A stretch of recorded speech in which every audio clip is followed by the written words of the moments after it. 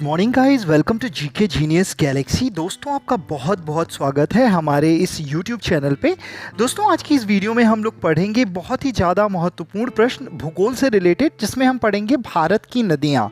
दोस्तों आप लोगों को पता होगा, अगर आप किसी भी तरीके की परीक्षा की तैयारी कर रहे हैं, जैसे कि SSC GD, SSC CGL, bank के एग्ज़ाम्स दे रहे हैं या रेलवे के किसी भी तरह की परीक्षा की तैयारी कर रहे हैं, तो आज का ये टॉपिक बहुत ही ज़्यादा इम्पॉर्टेंट होने वाला है। दोस्तों इन क्वेश्चंस में से 2 से 3 नंबर के प्रश्न जरूर ही पूछे जाते हैं। और दोस्तों मैं आपको बताना चाहूँगा कि मैंने इसमें टॉप 20 MCQ क्वेश्चंस यानी मल्टीपल चॉइस क्वेश्चंस भी सेलेक्ट किए हैं, जिससे आपकी परीक्षा की दृष्टि का सही से आकलन हो सके कि आपने क्या तैयारी की है।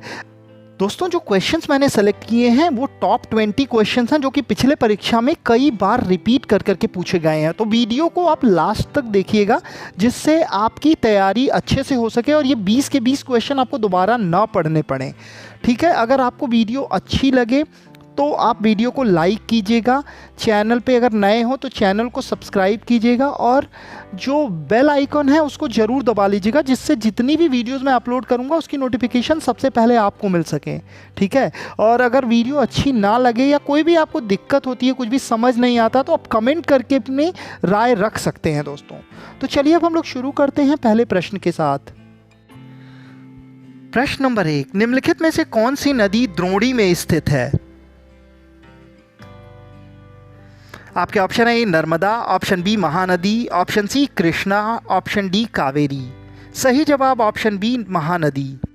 दोस्तों नदियों के द्रोणी को अपवाह द्रोणी कहते हैं। अपवाह द्रोणी का मतलब है वह क्षेत्र जहां से किसी नदी या उसकी सहायक नदियों का पानी बहता है।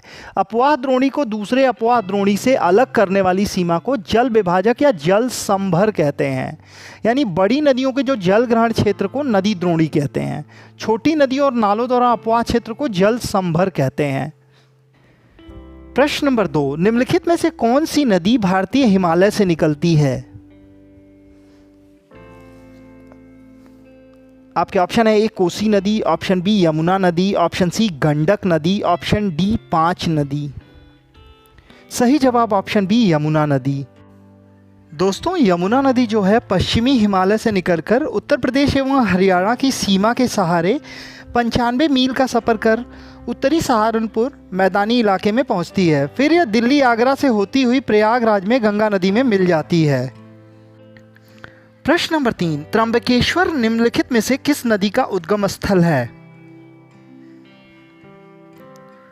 आपके ऑप्शन है A Mahanadi, option B Tapti, option C Ravi, option D Godavari.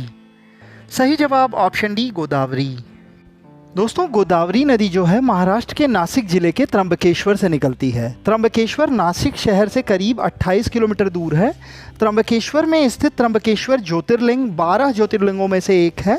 Trimbakeshwar मंदिर के पास ब्रह्मगिरी नाम का पर्वत है, जहां से गोदावरी नदी निकलती है। प्रश्न नंबर 4, निम्नलिखित में से कौन सी नदी पंचनाद में शामिल नहीं है? आपके ऑप्शन है A Beas, option B Sutlej, option C Sindhu, option D Ravi. सही जवाब ऑप्शन सी सिंधु। दोस्तों पंचनद में सिंधु के बाएं किनारे पर स्थित 5 नदियां शामिल हैं। वे सिंधु नदी की सहायक नदियां भी हैं। इनका उद्गम हिमालय से होता है। वे रावी, झेलम, सतलुज, ब्यास और चिनाब नदियां हैं। प्रश्न नंबर 5, गंगा नदी की मुख्य धारा को क्या कहते हैं? आपके ऑप्शन है A Mandakini, option B Alaknanda, option C Bhagirathi, option D Sursari. सही जवाब ऑप्शन सी भागीरथी। दोस्तों अगर बात की जाए गंगा नदी की मुख्य धारा को, तो उसको हम भागीरथी कहते हैं। गंगोत्री हिमानी से निकलने वाली भागीरथी गंगा नदी की प्रमुख धारा है। उत्तराखंड के देवप्रयाग जिले में अलकनंदा और भागीरथी नदियां मिलकर गंगा नदी बनाती हैं। तो इनकी वैसे देखा जाए तो गंगा नदी की मुख्य धारा जो है वो भागीरथी है। वैसे गंगा नदी की 5 मुख्य धाराएं हैं: भागीरथी, अलकनंदा, मंदाकिनी, धौली गंगा और पिंडर।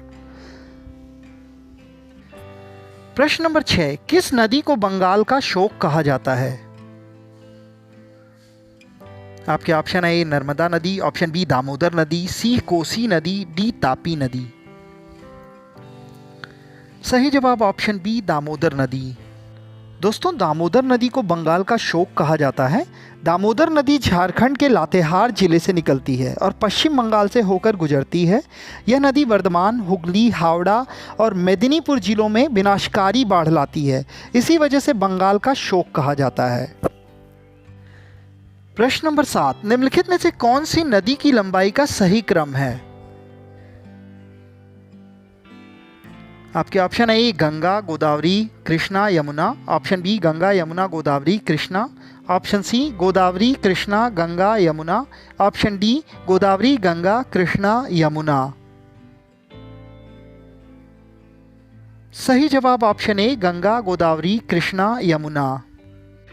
दोस्तों अगर बात की जाए गंगा, गोदावरी, कृष्णा और यमुना नदियों की लंबाई के हिसाब से क्रम, गंगा जो है 2525 kilometre, Godavari 1465 kilometre, Krishna 1400 kilometre और यमुना 1376 किलोमीटर की लंबाई है।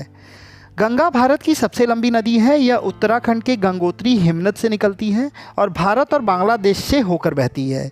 गोदावरी महाराष्ट्र के त्र्यंबकेश्वर से निकलती है और बंगाल की खाड़ी में गिरती है। कृष्णा नदी जो है महाराष्ट्र के जोर गांव के पास पश्चिमी घाट से निकलती है। यमुना नदी उत्तराखंड के यमुनोत्री ग्लेशियर से निकलती है और प्रयागराज, इलाहाबाद गंगा नदी में मिल जाती है। प्रश्न नंबर 8, घग्गर नदी का उद्गम स्थल भारत के किस राज्य में है? आपके ऑप्शन है Uttar Pradesh, option B Uttarakhand, option C Haryana, option D Himachal Pradesh. सही जवाब ऑप्शन डी हिमाचल प्रदेश। दोस्तों घग्गर नदी का उद्गम हिमाचल प्रदेश के शिवालिक पहाड़ियों के डगशाई गांव से होता है। यह गांव समुद्र तल से 1927 मीटर यानी 6322 फीट की ऊंचाई पर है। घग्गर नदी मानसून की बारिश के दौरान बहती है। यह नदी पंजाब और हरियाणा राज्यों से होकर गुजरती है और अंत में राजस्थान में तलवारा झील के पास बहती है। इसके बाद यह थार रेगिस्तान की रेत में विलीन हो जाती है। प्रश्न नंबर 9, निम्नलिखित में से कौन भारतीय रेगिस्तान की एकमात्र बड़ी नदी है? आपके ऑप्शन है ए कोसी नदी, ऑप्शन बी लूनी नदी, ऑप्शन सी बेतवा नदी और डी बनास नदी। सही जवाब ऑप्शन बी लूनी नदी। भारतीय रेगिस्तान में बहने वाली एकमात्र बड़ी नदी जो है वो लूनी है। लूनी नदी जो है राजस्थान के अजमेर जिले के नाग पहाड़ से निकलती है। लूनी नदी की कुल लंबाई 495 किलोमीटर है। लूनी नदी को लवणवती भी कहा जाता है। प्रश्न नंबर 10, दक्कन का पठार निम्नलिखित में से किस नदी के दक्षिण में स्थित है? आपके ऑप्शन है ए नर्मदा नदी, ऑप्शन बी कृष्ण नदी, ऑप्शन सी कावेरी नदी, डी पेना नदी। सही जवाब ऑप्शन ए नर्मदा नदी। दोस्तों दक्कन का पठार नर्मदा नदी के दक्षिण में स्थित है। यह पठार पश्चिमी और दक्षिणी भारत क्षेत्र में फैला हुआ है। यह 8 राज्यों में फैला हुआ है और इसका क्षेत्रफल लगभग 5 लाख वर्ग किलोमीटर है। दक्कन का पठार पश्चिमी और पूर्वी घाटों के बीच स्थित है। प्रश्न नंबर 11, निम्नलिखित में से कौन सी नदी नेपाल हिमालय से निकलती है? आपके ऑप्शन है ए बेतवा, ऑप्शन बी चिनाव, सी चंबल, डी घाघरा। सही जवाब ऑप्शन डी घाघरा। दोस्तों अगर हम बात करें इन विकल्पों में से तो घाघरा नदी जो है ये नेपाल हिमालय से निकलती है। ये नेपाल हिमालय के मापा चाचुंगो हिमनद से निकलती है। यह तिब्बत, नेपाल और भारत से होकर बहती है और बिहार के छपरा के पास गंगा नदी में जाके मिल जाती है। अगर बात की जाए अन्य नदियों की जो नेपाल हिमालय से निकलती हैं तो वो नदियां हैं मेची, कोशी, बागमती, गंडक और कर्णाली। इन नदियों का भी उद्गम नेपाल हिमालय से ही होता है। प्रश्न नंबर 12, कृष्णा नदी का उद्गम स्थल कौन सी पर्वत श्रृंखला है? आपके ऑप्शन है ए सतपुड़ा श्रृंखला, ऑप्शन बी सह्याद्री श्रृंखला, ऑप्शन सी विंध्य श्रृंखला, ऑप्शन डी पूर्वी घाट। सही जवाब ऑप्शन बी सह्याद्री श्रृंखला। दोस्तों कृष्णा नदी का उद्गम पश्चिमी घाट के सह्याद्री पर्वत श्रृंखला में स्थित महाबलेश्वर से होता है। यह नदी महाराष्ट्र के सतारा जिले में स्थित महाबलेश्वर के पास लगभग 1300 मीटर की ऊंचाई पर निकलती है। कृष्णा नदी डेक्कन के पठार में बहने वाली भारत की तीसरी सबसे लंबी नदी है। यह नदी आंध्र प्रदेश, तेलंगाना, महाराष्ट्र और कर्नाटक राज्यों से होकर बहती है। कृष्णा नदी की सबसे बड़ी सहायक नदियां तुंगभद्रा और भीमा हैं। बहुत ज़्यादा इंपॉर्टेंट क्वेश्चन है, कई बार पूछा गया है। दोस्तों अगर वीडियो अच्छी लग रही हो तो वीडियो को लाइक कीजिएगा, चैनल पे नए हो तो सब्सक्राइब जरूर कर लीजिएगा। तो चलिए बढ़ते हैं 13वें प्रश्न की तरफ। प्रश्न नंबर 13, निम्नलिखित में से कौन दामोदर नदी की सहायक नदी है? आपके ऑप्शन है A Kansabati, option B Silabati, option C Rupnarayan, option D Barakar. सही जवाब ऑप्शन डी बराकर। दोस्तों बराकर नदी जो है पूर्वी भारत में दामोदर नदी की मुख्य सहायक नदी है। हजारीबाग के पद्मा से निकलते हुए यह छोटा नागपुर पठार के उत्तरी भाग में बहती हुई डिसरगढ़ वर्धमान में दामोदर नदी से मिल जाती है। प्रश्न नंबर 14, सतलुज और काली नदियों के बीच स्थित हिमालय के हिस्से को किस हिमालय के रूप में जाना जाता है?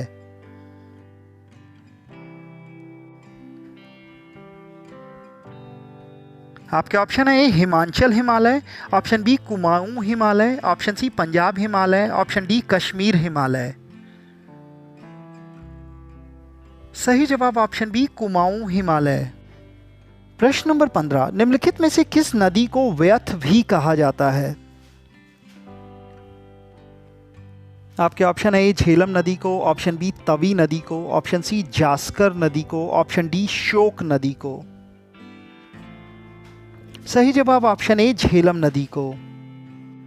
दोस्तों झेलम नदी को कश्मीरी भाषा में व्यथ कहते हैं। अगर बात की जाए झेलम नदी को और भी कई नामों से जाना जाता है। वैदिक संस्कृत में इसे वितस्ता कहा जाता था। प्राचीन यूनानियों ने इसे हाइडस्पेसिस कहा था।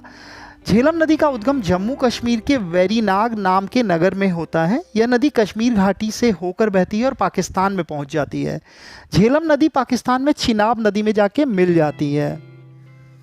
प्रश्न नंबर 16, निम्न में से कौन सी हिमपात वाली नदी है?